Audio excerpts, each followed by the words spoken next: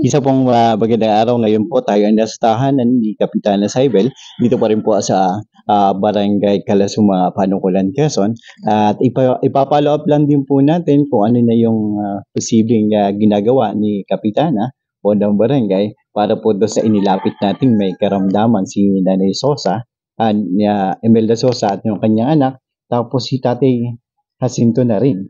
Kasi noong pagbisita po natin dito, ay lumapit po yung ating isang barangay health worker na sana'y mabisita rin at baka sakali may mga mabubuting kalooban na tumulong. Ano po, Kapitana, ang inyong ginagawa pong hakbang ngayon? Magandang umaga po sa ating lahat. Sa barangay po, sa bahagi ng barangay, kami po ay laging naka-assist sa mga kabarangay po namin talagang lumalapit at humingi ng tulong. Sa katunayan po, sa pakikipagtulungan din po ng aking mga barangay officials, ay kung ano po yung mga kagaya ng programa or AX na ibinababa po sa barangay mula po sa munisipyo at ganoon din po sa programa galing sa national, ay kaagad po namin priority lagi yung pamilya po nila at kung ano po yung mga kabarangay ring humihingi pa ng tulong. So, sa bahagi naman po ng barangay, sa abot po palagi na makakaya, palagi po kaming naka-assist sa hindi man po yun laging tulong pinansyal, pero may iba pong programa na pwede din pong laging nakaagapay sa mga kabarangay po namin. Sa ganun, salamat po din sa patuloy na pagtulong, siyempre sa inyong kabarangay, minamahal yung mga kabarangay. Pwede po rin po ba yung request lang, pwede po ba na halimbawa, ilapit din halimbawa sa ating LGU o sa MSWD, no? Ano po yung pwede kaya natin ma-assist din sa Yes po, hindi ko lang po siguro alam kung ano yung mga specific pong programa ng LGU na sa katunayan po talaga ay sila po ay nakakasama. Pag may programa po ang MSWDO, talaga pong saksi din po ang family nila, pati po yung assign pong kagawad sa nakasasakop sa purok nila. At talaga pong laging kasama yung family po ng mga lumalapit na humingi ng tulong sa mga medical assistance or meron din po ang Munisipyo Action Malasakit na tuwing pong anytime or palagi pong available sa mga lumalapit po, lalo higit sa may mga karamdaman.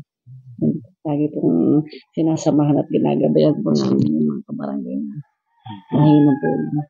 Maraming pong salamat at pinagagalak po na kayo ay makilala at sa mga susunod pa para sa mga programa na maging gagawin.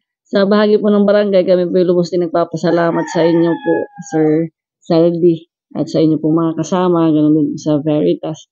Talaga pong mabuti at may mga kagaya po ninyo na bukod po sa mga barangay o sa iba pa pong sangay ng gobyerno, ay may mga kagaya po ninyong samahan or private talaga na nagbibigay din po ng tulong sa mga lumalapit. Thank you po. Ang mahalaga po sa amin talaga yung pakikipag-ugnay pa rin sa talaga mula sa pamilya hanggang pamilya sa barangay at doon sa mga taong may mabuting kalooban ang patuloy din namin ini-encourage at direct din sana silang tumulong. Pero ayoko kasi dumaraan sa akin yung tulong kasi medyo mahirap. Mas mabuti na yung kung pinupost mo namin kailangan sa kanila ng mga pag-ugnay. Muli po, salamat po at ano naman masasabi mo Bunso kay Kapitana? Jesus. Anong masasabi mo? Huwag ka mahiya.